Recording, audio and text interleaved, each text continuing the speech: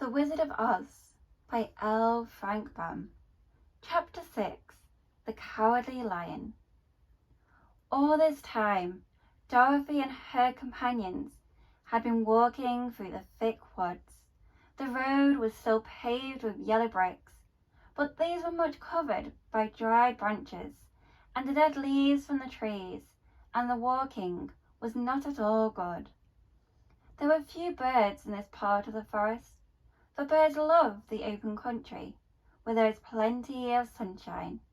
But now and then there came a deep growl from some wild animal hidden among the trees.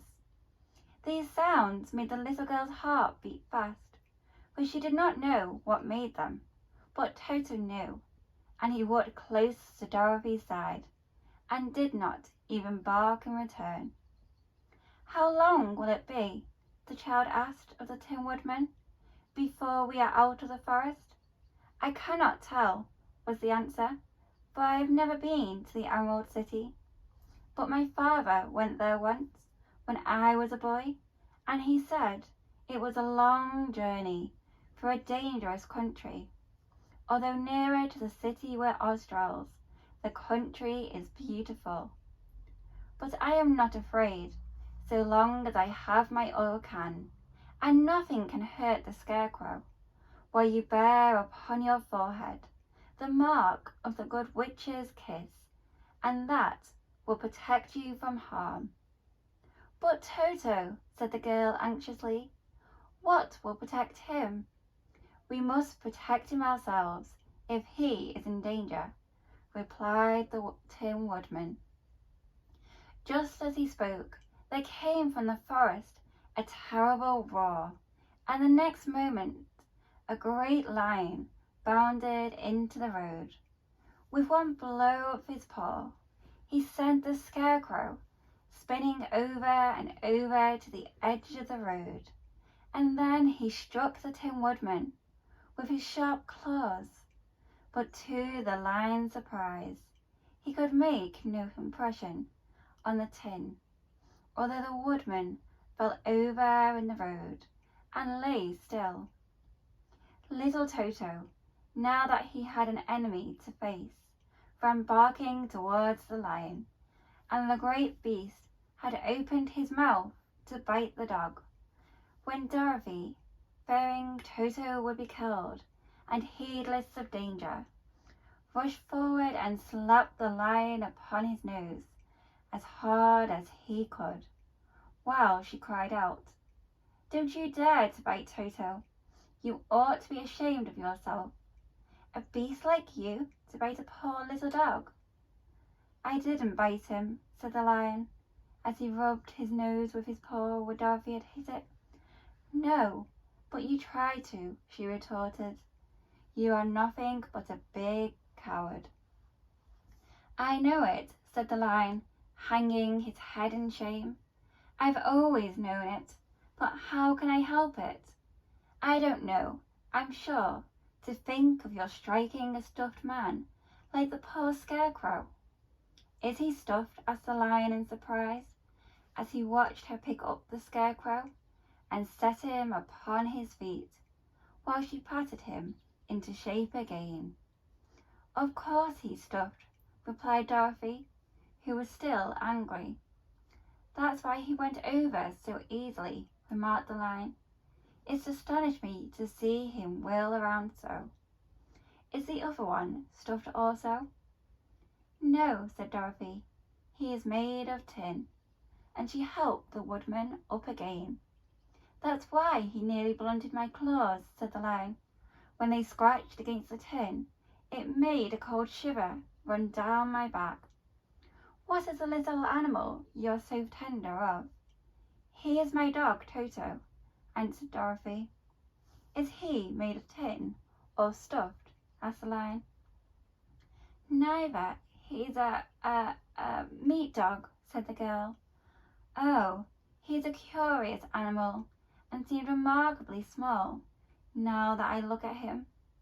No one would think of biting such a little thing, except a coward like me," continued the lion sadly. "What makes you a coward?" asked Dorothy, looking at the great beast in wonder, for he was as big as a small horse. "It's a mystery," replied the lion. "I suppose I was born that way. All the other animals in the forest naturally expect me to be brave, for the lion is everywhere thought to be king of the beasts. I learned that if I roared very loudly, every living thing was frightened and got out of my way. Whenever I've met a man, I've been awfully scared, but I've just roared at him, and he has always run away as fast as he could go. If the elephants and tigers and the bears had ever tried to bite me, I should have run myself. I'm such a coward. But just as soon as they hear me roar, they all try to get away from me, and of course, I let them go." "But that isn't right. The king of beasts shouldn't be a coward," said the Scarecrow. "I know it," returned the lion, wiping a tear from his eye with the tip of his tail. "It is my great sorrow, and makes my life very unhappy. But whenever there is danger, my heart begins to beat fast." "Perhaps you have heart disease," said the Tin Woodman. "It may be," said the lion. "If you have," continued the Tin Woodman, "you ought to be glad, for it proves you have a heart. For my part, I have no heart, so I cannot have heart disease." "Perhaps," said the lion thoughtfully, "if I had no heart, I should not be a coward." "Have you brains?" asked the Scarecrow. "I suppose so. I've never looked to see," replied the lion. "I am going to the Great Oz to ask him to give me some," remarked the Scarecrow, "for my head is stuffed with straw." "And I am going to ask him to give me a heart," said the Woodman. "And I am going to ask him to send Toto and me back to Kansas," added Dorothy. "Do you think Oz could give me courage?" asked the Cowardly Lion. "Just as easily as he could give me brains," said the Scarecrow. "Or give me a heart," said the Tin Woodman. "Or send me back to Kansas," said Dorothy. "Then if you don't mind, I'll go with you," said the Lion, "for my life is simply unbearable without a bit of courage." "You'll be very welcome," answered Dorothy, "for you will help to keep away the other wild beasts. It seems to me they must be more cowardly than you are if they allow you to scare them so easily." "They really are," said the Lion, "but that doesn't make me any braver. As long as I know myself to be a coward, I shall be unhappy." So once more the little company set off upon the journey, the Lion walking with stately strides at Dorothy's side.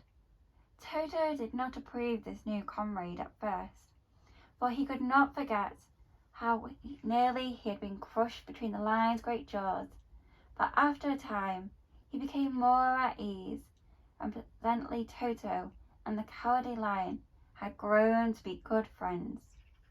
During the rest of that day there was no other adventure to mar the peace of their journey. Once indeed the Tin Woodman stepped upon a beetle that was crawling along the road, and killed the poor little thing. This made the Tin Woodman very unhappy, for he was always careful not to hurt any living creature. As he walked along, he wept several tears of sorrow and regret. The tears ran slowly down his face and over the hinges of his jaw, and they rusted. When Dorothy presently asked him a question, the Tin Woodman could not open his mouth, for his jaws were tightly rusted together. He became greatly frightened at this, and made many motions to Dorothy to relieve him, but she could not understand. The Lion was also puzzled to know what was wrong, but the Scarecrow seized the oil can from Dorothy's basket and oiled the Woodman's jaws, so that after a moment he could talk as well as before.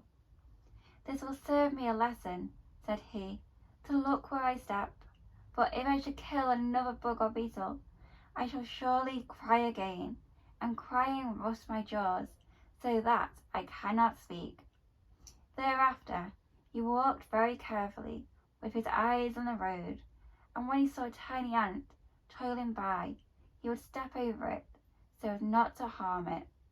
The Tin Woodman knew very well he had no heart, and therefore he took great care never to be cruel or unkind to anything. You people with hearts, he said, have something to guide you, and need never do wrong. But I have no heart, and so I must be very careful. When Oz gives me a heart, of course I needn't mind so much.